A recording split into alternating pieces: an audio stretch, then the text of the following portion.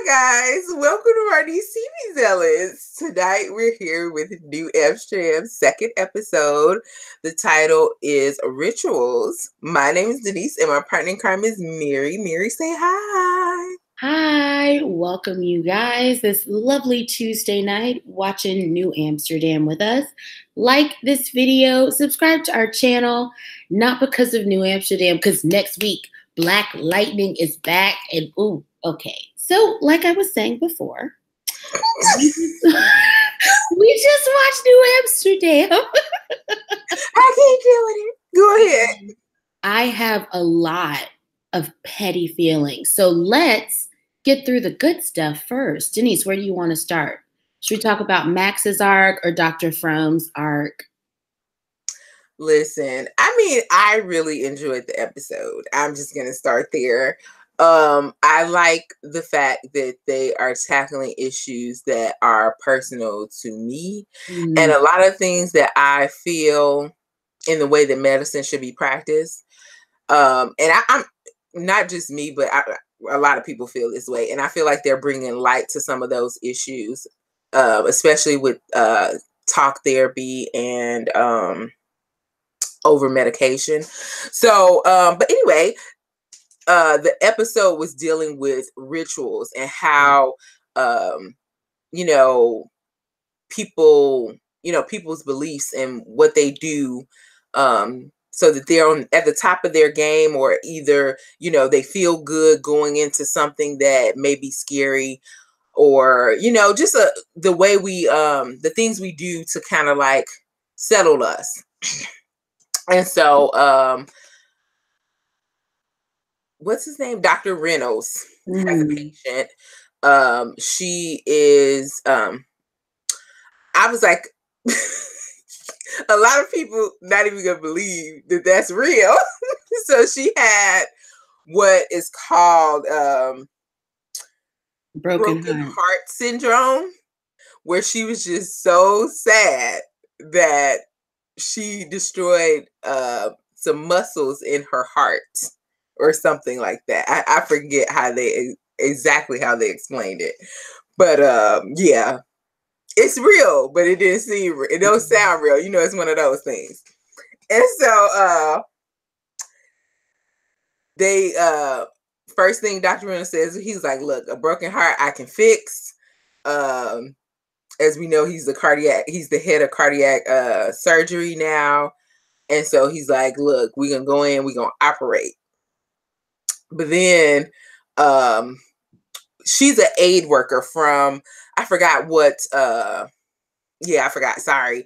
But she's an aid worker, and she, and so one of her coworkers or team members is like, look, we have a ritual that we do, and, it's a protection, ceremony, so that she is,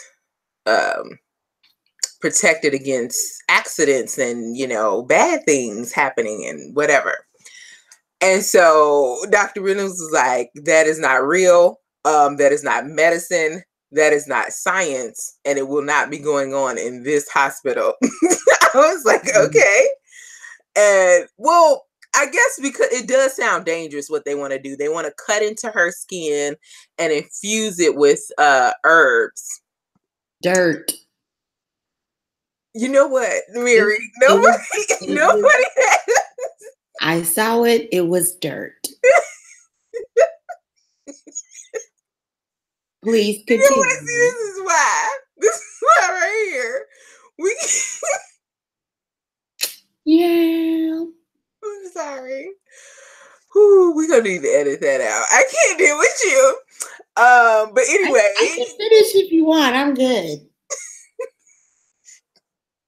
I can't. Okay. So yes, they wanted to infuse the cut with herbs. And like I said, the doctors weren't having it.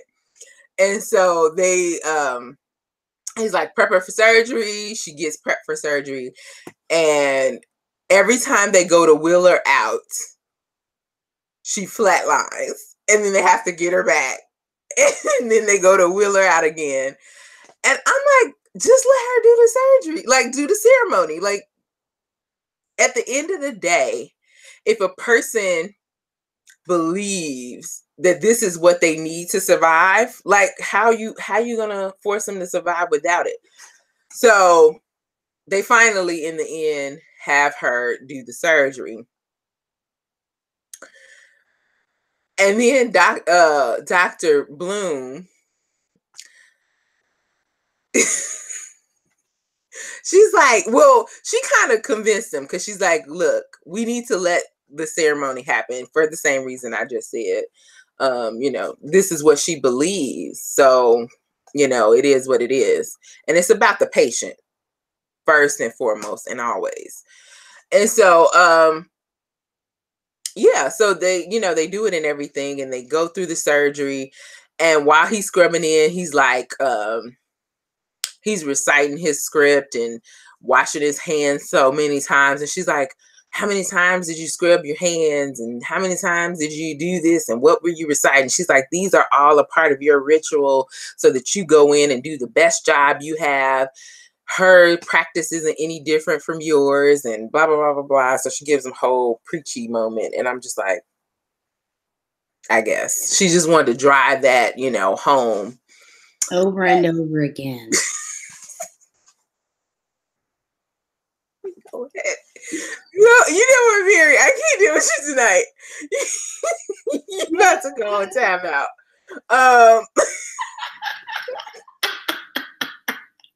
Y'all should see these faces she making while I'm talking. Okay. So then, he goes in, does the surgery. Everything looks like it's going well, but then all of a sudden the heart will not beat. So he's massaging. They're like, we need to call it. And he's like, no, I feel something. A long time.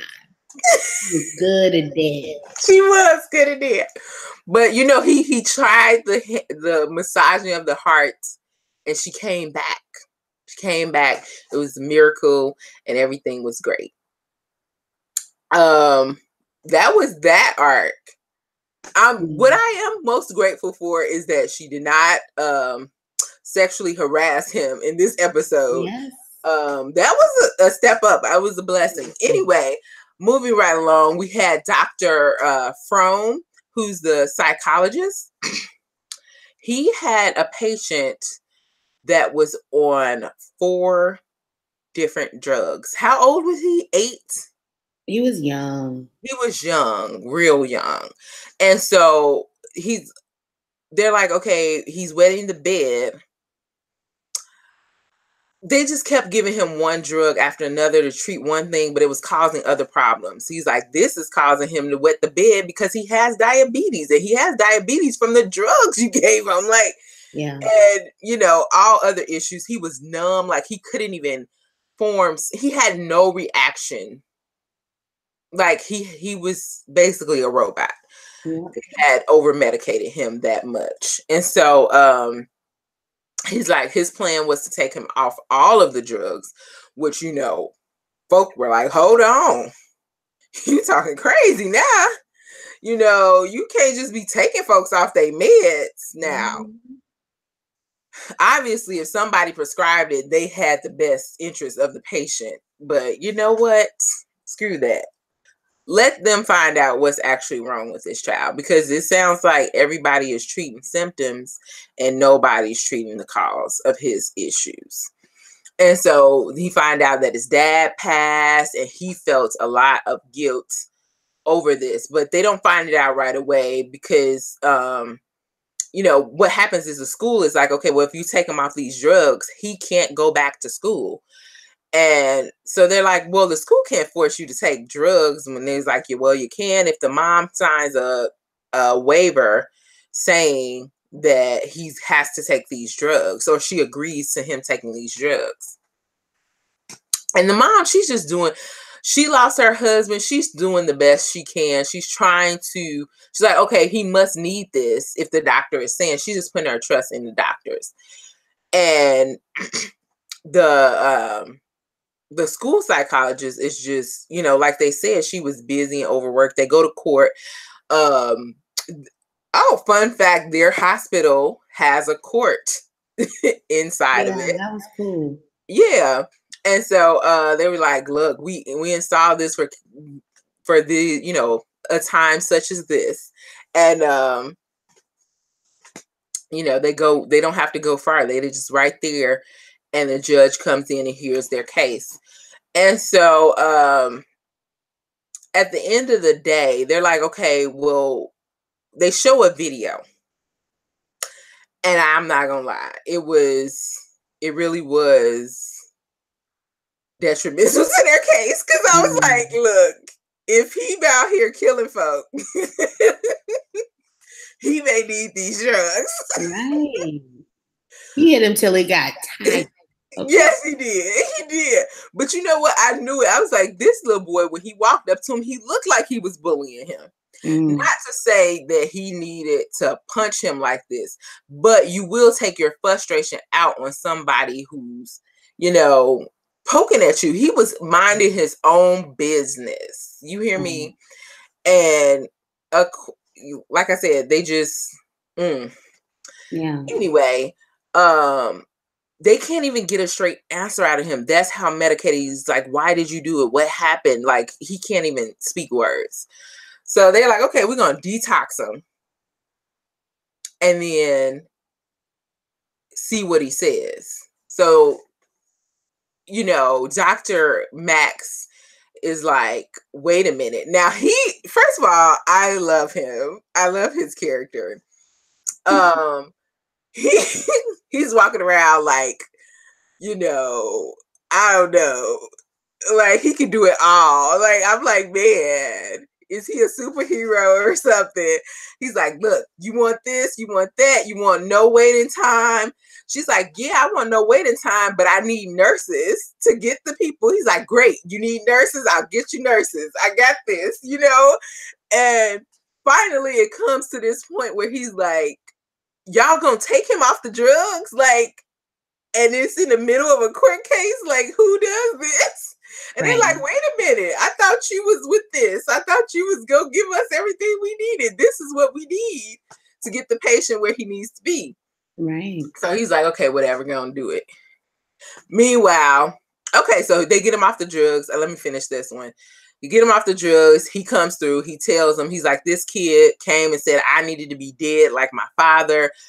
And he's like, my father, had to go back. He had a heart condition, that made it hard. Or was it he had asthma and a heart condition? He had asthma and a heart condition. Okay, so he had to walk up 5 flights of stairs. He left something. He went back to go get it. When he came back up the stairs again, he had a heart attack and died. And so, like, he blamed himself. Like, he had a lot of issues going on, a lot of things to be angry about, and no one to talk to. So, anyway, they ended up, allowing him to, he was able to tell them what was going on and what, and then they were like, okay, we're going to do the talk therapy to get him the help that he really needs. Not these 4 drugs that's doing nothing but killing him physically. So, yeah, that's what was going on with that case. And then, like, just a general what's going on with Dr. Max. Like I said, he's walking around like a superhero, giving everybody what they need, but he's not giving himself what he needs. And so Dr. Sharp, I'm waiting for them to give her something bigger, I'll say. But she's there in the meantime trying to help Dr. Max get his cancer in order. She's like, have you even eaten today? And she's like, I love when she tells him to get the apple, and he's all, like, weren't you supposed to be getting me an apple? Like, you all up in our business. So he had some cute moments with his wife. I feel like he should have told her. So Dr. Sharp is like, look, you need to tell your wife that you have cancer. Like, he's telling her his story about how, he was running this, was it a a clinic. Yeah, it was a clinic. Yeah, And he was like, it took up a lot of their time, whatever. And so he finally convinced his wife that he was going to put her first and do everything. They got pregnant. And then he got this offer for the New Amsterdam. And he decided to take it without telling her, which I was like, oh, no, you got to die. And then, pretty much. yeah, you got to die. And so, so then, right after he convinced her to give up what she loved, like, really? No, you need to die. And so, not really, though, not actually die, but just, you know, figuratively. And so, anyway, so he's like, I betrayed her. She's like, yeah, you failed her. You did. And so he's like, okay. And then she's like, and you haven't even told her that you're sick. Like, you need to do that right away. What are you waiting on? He's like, to not have cancer. I'm like, sir. Okay. No. Cute. That's unacceptable. Anyway, so she tells him he has to tell her. And then, of course, when he walks up, the doctor tells him, oh, you can't tell her anything that's going to be emotionally damaging to her or stress her out. She can't have any stress or the baby will die. And I'm like, right before he goes in to tell her this is what happens, this is how it works. Anyway, I still feel like he should have just told her, because at the end of the day, she was pleading and begging for him to tell her anything that was real. And he decided to go with this generic, I love you. And she's just like, bull, you don't love me, because if you love me, you would not be lying to me right now like you are, which is causing her more stress. And that's actually the one thing that I did like in this episode was what she said to him. She was basically not saying that he had to quit his job.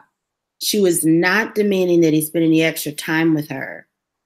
She just wanted him to let her in. That's all she wanted. I'm like, okay. He couldn't give her that. Mm-hmm. And then he's like crying. I'm like, stop. You shouldn't be sad. You're doing what you want to do. Yeah. She's the one who should be crying. She's hurting. Why too on the regular? I couldn't. Anyway, I was just like, okay. And at the end of the day, when she sat back, I'm like, she's done. She's done with him. I can't see them making it through this. Yeah, I think she'll probably leave and come back. I think that's Maybe. what they're gonna do with her character right now. It seems like he can't be honest with her, so she's gonna leave, but then, you know, she'll come back. That's what I think they're gonna do with her. I can't. Just don't do the back and forth thing. Just be done and let it be done, because true, it's unnecessary. These people need to get it together. That's all. I hope I didn't miss anything big. I don't think I did. I don't think so.